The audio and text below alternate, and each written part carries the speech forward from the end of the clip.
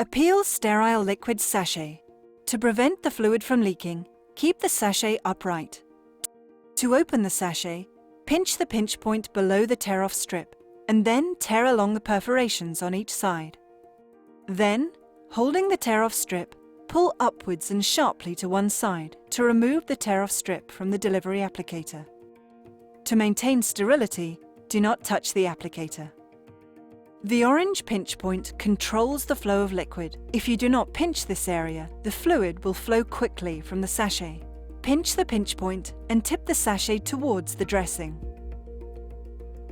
Gently release the pressure on the pinch point to control the flow of liquid. Allow the liquid to drip over a permeable dressing, as shown here, or under an impermeable dressing. Gently remove the dressing from the skin. Always read the IFU included with the product before use.